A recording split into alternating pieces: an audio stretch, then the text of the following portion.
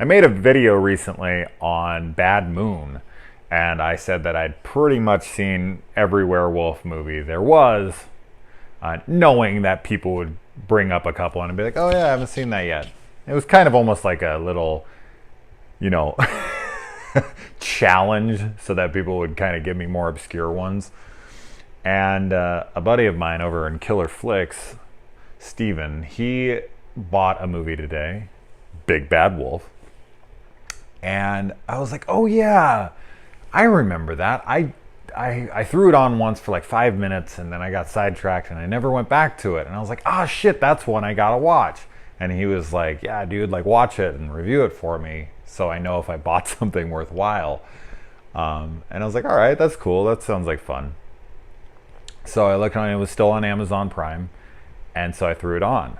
And oh my God, I loved this movie. This was so much fucking fun.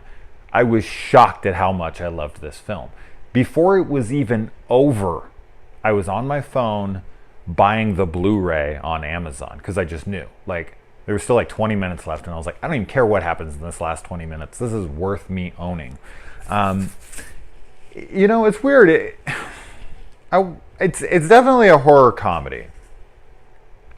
But a lot of the dramatic elements work pretty well. And I want to get into those because I'm getting into spoilers eventually, like in a minute here or so. I'm definitely talking about spoilers because I want to talk about the fucking movie. But before I do, it can be silly for sure. And there's a lot of humor in it. And there's some things in here I've never seen in a werewolf movie. If you want to avoid all spoilers altogether, before I start talking a little bit about it, go ahead and turn this off. Check it out if you're into some fun horror comedies. It's on Amazon Prime, as I said. But as far as like the things that are different, this is before I get into like the main spoilers, is that the werewolf talks. Now, I was working on a movie, and this actually shares a lot of similarities. I was actually in pre-production on this werewolf picture with a buddy of mine a few years ago, and he actually suggested having the werewolf talk. And he wanted to use Robert Englund to do it. He was trying to get him on board to do the voice. And I just thought it was a dumb idea.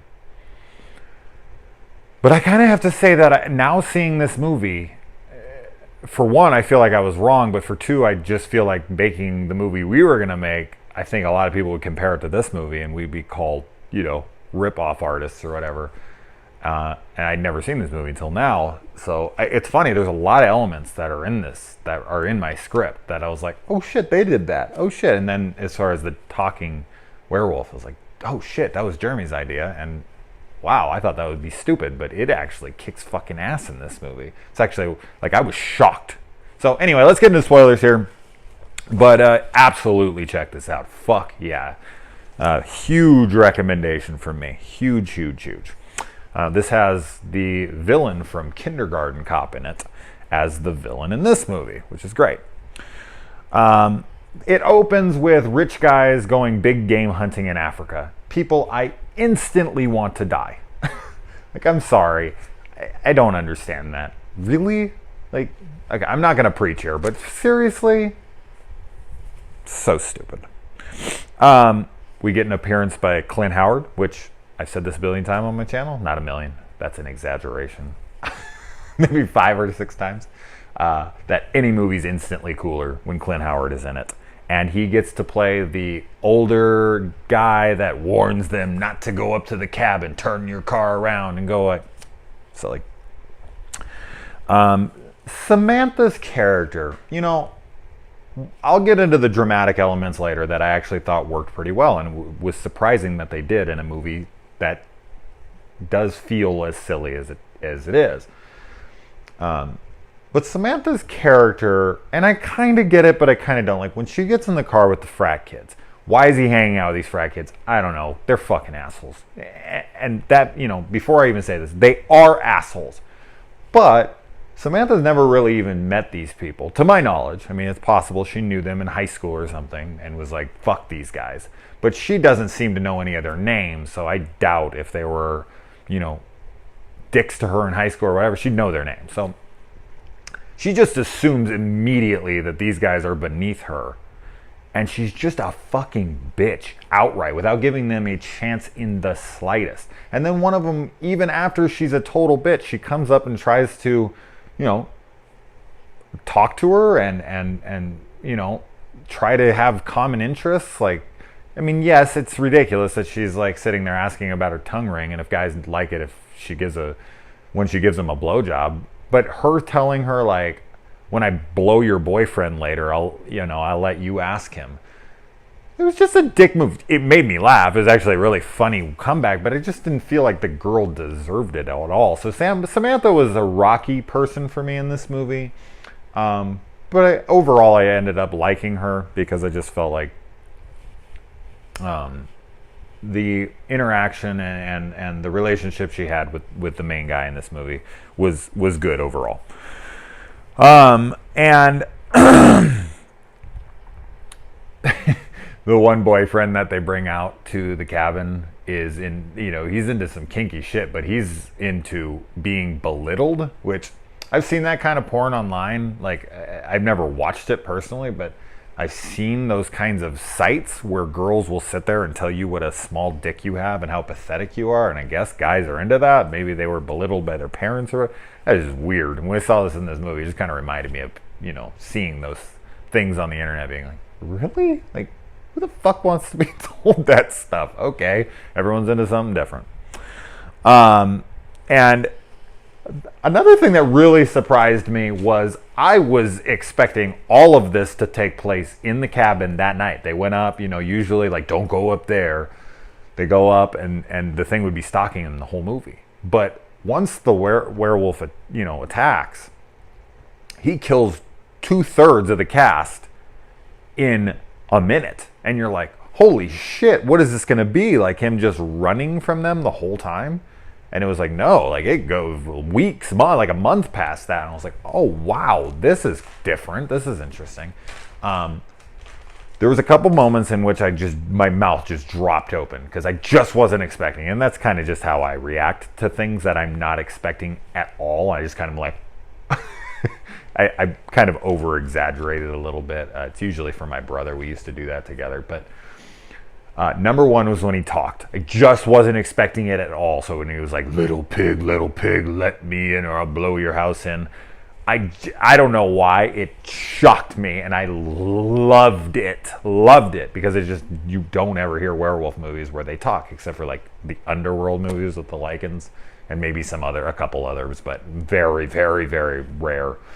And then the next one is when, the guy's trying to fuck his girlfriend the whole time. He won't let her, or she won't let him because she's like, marry me. It's like, seriously? Marry me before I have sex with you? Okay. The reason I'm going to marry you is if you're having sex with me, not if you're not. If you're not having sex with me, I'm sorry. I'm not even going to consider dating you. Yeah, that's me being a dick. But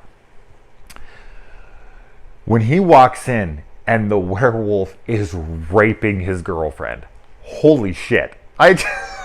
Yet again, I wasn't expecting this to be as fun as it was, I guess. I thought it was going to be totally serious. Like, the way it was playing off, I thought it was just going to be a straight werewolf movie. I didn't expect it to talk, and I sure as fuck didn't expect it to be raping anybody. And another thing, there's a few different things here as well that you never see. And another thing is that he is completely conscious about everything that he's done, and he is completely in control of his actions throughout the movie. Another thing, and this is taken from my script, this is where I said, like, this is something I never see, and I feel like this is one of the things they'd be like, you just ripped off Big Bad Wolf. I did not. But is that he can change anytime he wants. Usually when he's angry and frustrated. Which I've always been annoyed, like, he can only change on a full moon? That's lame. In my script and in this movie, on a full moon is the only time he has to change. Like, he's so compelled, it's so overwhelming that he's just like, it has to happen. But at any other time, day, night, doesn't matter. That's where mine's a little different. Mine has to be at night. But in this one, anytime he's agitated, anytime he's angry, he can change, which I really like. I really like a lot. So definitely some different things there. And I like when his friend comes in and she's like trying to find out if he has a wound on his back, and she gives him like this massage, and she comes in and she's like, "Oh, I work out too." And that's another thing that I don't like about her character. I hate the whole, like, in order for a girl to be tough in a movie, they have to be a man. They have to, like, drink beer and burp and fart and fucking, like, lift weights and work on cars. It's so stupid. Like, why can't a girl just be tough and strong and not do dude things? That's why I like Wonder Woman so much, because they didn't make her a guy. They just made her a tough chick. Tough woman, sorry. But yeah, anyway, she goes and she, like, sits in and she's like, "Yeah, I pump iron. I fucking lift weights." She does one single rep. She does one fucking bench. It's funny. I was just like, "That's you." Okay. And another thing, I mean, this is a place where I thought it was different because they don't usually go here. Like, he pins her in the room after she's given the massage, and he's like, "Yeah, what are you doing in here?" And he, like, makes her blow him, and she doesn't, like, bite his dick off or punch him in the nothing, like, which doesn't really fit her character, but maybe it kind of does, because they kind of insinuate that she's a slut and that she doesn't think much of herself and she's trailer park trash and all this stuff. But later when they're fighting about it, she does make that good point of, like, where the fuck were you? Like, I didn't see you bursting into the room to save me. You just ran away like a coward and you left me in there with him. Where the fuck did you think I was? So, I don't know. She had a great point there. And I totally understood the drama between them in that moment. Like, he was mad that this girl that he's crazy about and she would never touch him is now sucked his stepfather, who's a total asshole's dick. And he's like, "What the fuck?" And she's like, "Where the fuck were you? Like, you left me here. Like, he could have been killing me. He could have been raping me. He could have been doing anything." And basically he did. She felt trapped. She felt like, oh my God, this guy's a murderer. So as I said, like, as silly as this film is, there is drama in the film that I was like, oh shit, man, that's good here and that's good there. And there are some moments of logic throughout the film that were really good and well thought out. And I'll get into a couple of those. Shit, I'm talking about this longer than I thought I was going to. The student reporters thing, I feel like they're just there to be a higher body count at the end, which is fine, because I like their deaths. I kind of felt bad for them, especially like the cute chicks that came with them. I was like, oh man, they didn't have to die. We got to see the one chick's tits. She rips her top off, so that was nice. But I just felt like their characters, like, oh, these poor chicks. They just came along with some dickheads, and they got themselves killed. But that could be said about a lot of movies. And oh my God, this scene is so annoying.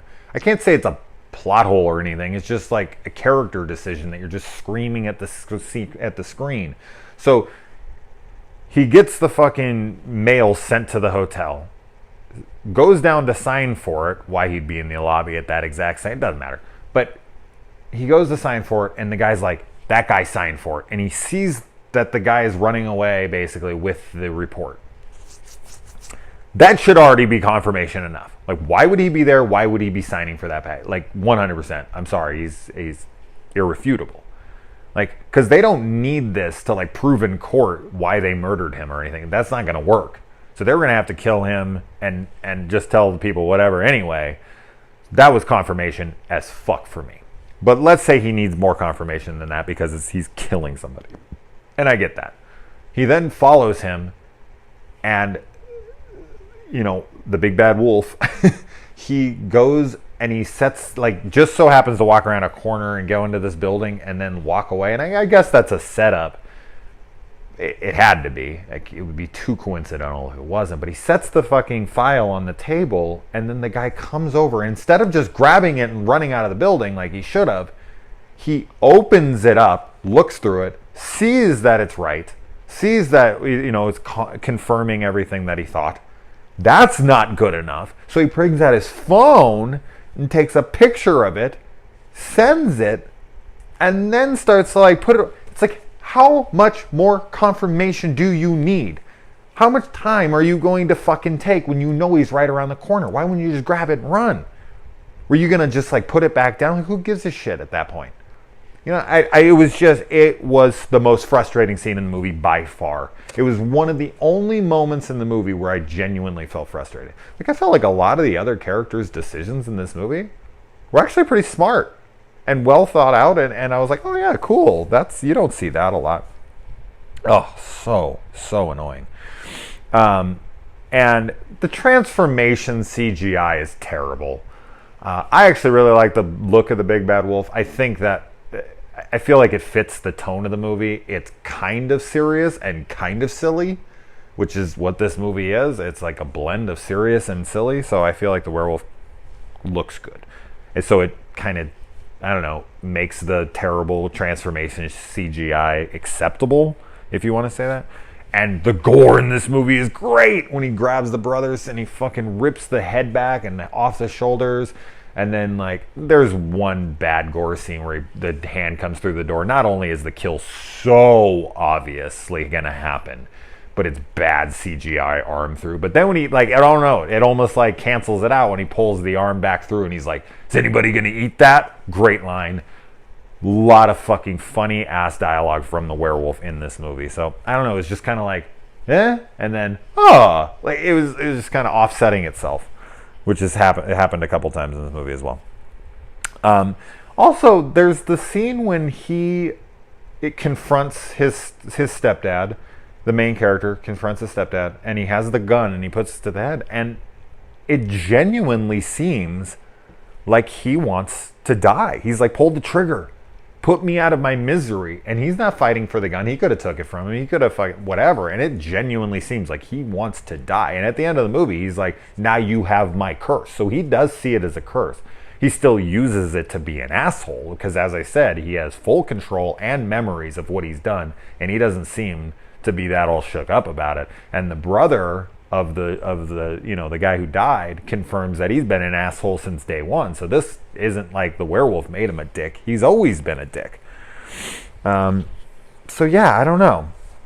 I thought that was interesting. And then the logical point, like once he takes the gun from him and he's like possibly going to kill him, the kid makes a great point that after those kids were killed in your cabin, then my uncle dies, then we die. Who the fuck do you think they're going to come after? Like, there's no way you're getting away with this. And it's completely true. I mean, there's no way all those coincidental things would happen. That guy would get taken down for sure. So I like that. I like that the kid used that logic against him and that he accepted it and he let him go, because I thought that when they were going down the stairs, for sure he was just going to rage and be like, fuck this, I don't care if the cops get me. But he let them go because he knew he was fucked. And he went and he did the most logical thing he could think of and kidnapped the girlfriend so that he could lure them out there and try to deal with it on his own terms and his own turf. Great stuff. I mean, people won't give credit to writing like that in movies like this because they're silly, so they'll be like, it's just all okay. But when you're writing a script, this kind of stuff is actually pretty smart. And as I said, it's just not going to get the credit. Anyway, moving on. I'm talking way longer than I expected. Oh man, the line where he goes in and he attacks the friend, Samantha's character, Sam. I don't want to call her Samantha and get my ass kicked. When he attacks her, and he hits her over the head or whatever, and he's like, when we go to my cabin and do some bestiality, or something, like when he says that line to her about the bestiality, fuck, I thought that was funny. I can't even remember what the line was, but shit, that was a funny line. This has such great humor in it as well. Fuck. The bike stall's an interesting scene because I was like, it was kind of like the camera crew, the student camera crew, where I was like, is this for comedy purposes? I don't know. Or was this to show us that he's trying to be the hero, but that he's just still working out the kinks? Like, he's trying his damnedest, but he's still kind of a geek under it all, and you know, isn't really a hero. I don't know. I was really thinking about that when I was watching it. As I said, I overthink everything way too much. And then the end, I really like that. She grabs the sterling silver knives, and they tape them to a bow and arrow, and they shoot them into them, and then she goes and she actually like heats up oil, and she has a fucking lighter ready to set him on fire, and then he comes out and he grabs. It's all really good. It's good. And then he gets bit, and he's like, "You got my curse now," and she's like, you know, he accepted her for what she's done, and now she's going to accept him for what he's done, even though there's this past history of a wife being married to a guy who has that illness and what a dick he is, and she still accepts it anyways, and they get to be together. It's kind of sweet. I don't know. It really worked for me. Everything really worked for me. Great fucking movie, man. I am so happy. I can't wait to get this in the mail. So yeah, Steven, obviously, I'm hoping by this point you've already seen the movie, and that's why you're watching it up till now. Fans of this movie, shit, man. Outside of Bad Moon, which is my favorite werewolf movie, this is my favorite, like, comedic werewolf movie for sure. Like, horror comedy, fucking A, this is awesome. So, all right, I'm done talking. I gotta go to bed. Good night, guys.